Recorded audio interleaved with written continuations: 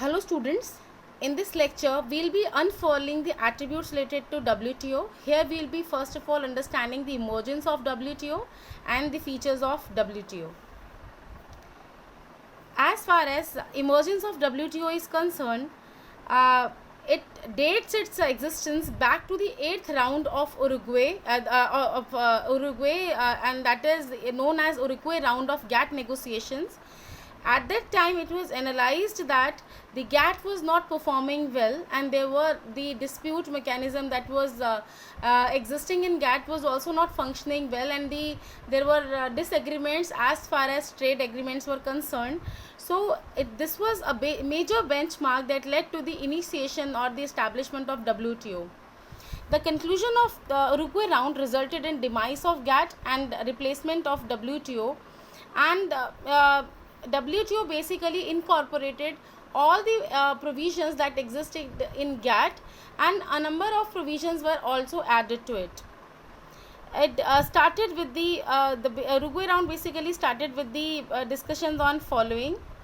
First, they discussed the increased tendency to bypass GATT, that GATT is being bypassed by the contracting parties. The second one, it was decided at that time that only the trade in commodities is being considered. The trade in services has not been considered and has totally been ignored. Exclusion of agriculture has also been done, although the massive problems exist in as far as the trade in agricultural goods was concerned.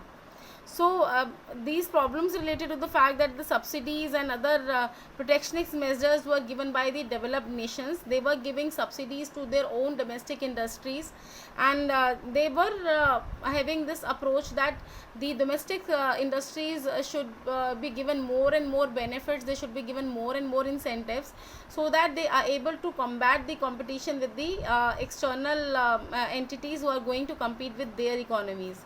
So this was a sort of protectionism that was being adopted by the developed nations, and they were very dominant as far as these protectionist measures were concerned. And moreover, it was also decided, as I've already told you, that the settlement mechanism was there in GATT, but unfortunately the dispute settlement mechanism was not functioning well after the enactment of GATT, which also led to the need of emergence of any legal entity that could help in solving this problem, and WTO actually came into being at that time. At the time of signing of Uruguay round, an institution called WTO came into existence on 1st Jan 1995. It encompassed three things. One was GATT as modified by Uruguay round. There were certain modifications made in GATT at the time of Uruguay round. Then certain all the agreements and arrangement that were considered in GATT, they were also considered, means original provisions, and the certain modifications that were made in the 8th round, that was the Uruguay round, and the complete conclusions that were as in we say that were considered, and that actually came into being when the Uruguay round was actually ended up. So all those results were also considered at the time of formation of WTO. It officially commenced its operations on Marrakesh Agreement. This is the agreement which led to the formation of WTO. It was signed by 123 nations, including Indian economy, and India signed it on April 15, 1994.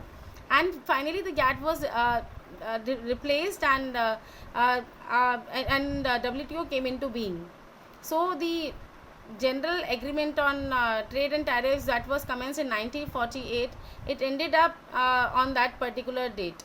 So it had its existence on till 1994, and thereafter we count the existence of WTO, because the negotiations were being carried out, and finally the actual organization came into existence on 1st Jan 1995.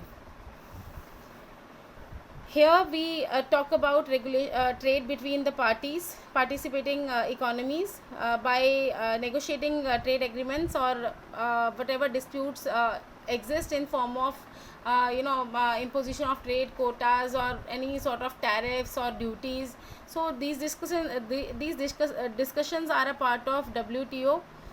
Then it deals with agriculture, textiles, and other things like intellectual property and much more. Features of WTO: unlike GATT, it is a legal entity. GATT was not a legal entity; it is a legal entity. It was an agreement only.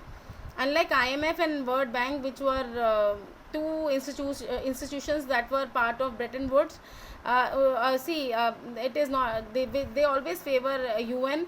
WTO is an independent entity, has an independent entity, and doesn't have that discriminatory treatment. The next thing is the WTO members have equal rights, and everybody has equal right to, and everybody has equal saying in the decision making.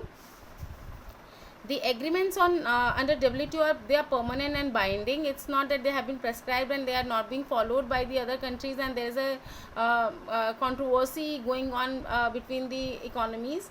So it's not like that. The whatever agreements under WTO are undertaken, they are binding on the countries, those who have signed the WTO agreement.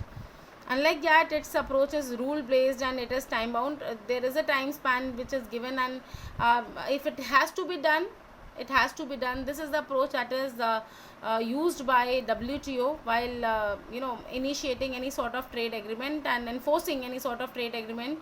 This approach is kept. So these were the main features of WTO. So with this, I have explained the emergence and features of WTO. The next attributes pertaining to this would be discussed in the next presentation. Thank you so much.